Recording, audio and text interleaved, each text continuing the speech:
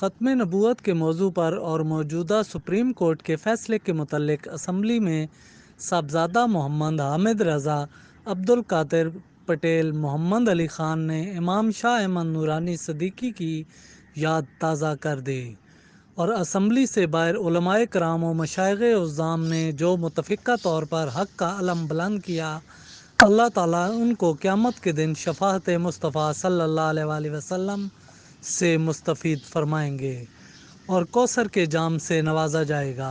ان خیالات کا اظہار علامہ مفتی ابو طیب رفاقت علی حقانی، صدر جمعیت علماء پاکستان ضلع اٹک نے خطاب کرتے ہوئے کیا۔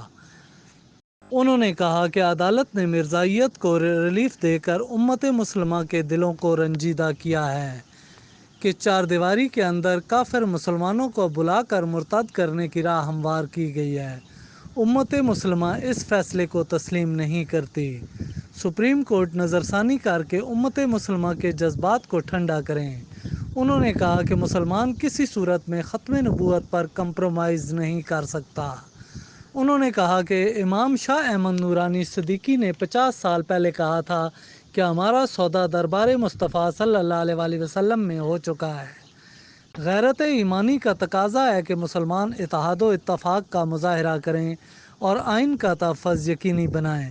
مفتی رفاقت علی حقانی نے کہا کہ حماس کے رہنما رسّہ وفا کے عظیم راہی قائد المجاہدین حافظ اسماعیل ہانیہ شہید پر ایک بیان میں کہا کہ امت مسلمہ ایک مرد مجاہد عاشق صادق سے محروم ہو گئی ہے، جس کی خدمات روز روشن کی طرح عیاں ہیں، جو مسجد کی نمازی اور میدان کے غازی تھے۔ انہوں نے ایک بیان میں کہا کہ اس دور میں شریف انسان کی زندگی محال ہو گئی ہے، جبکہ اس کے برعکس کرپٹ لوگ دن دناتے پھر رہے ہیں۔ اس موقع پر علامہ ڈاکٹر محمد یاسر امان، سابقہ امیدوار صوبائی اسمبلی PP3 بھی موجود تھے۔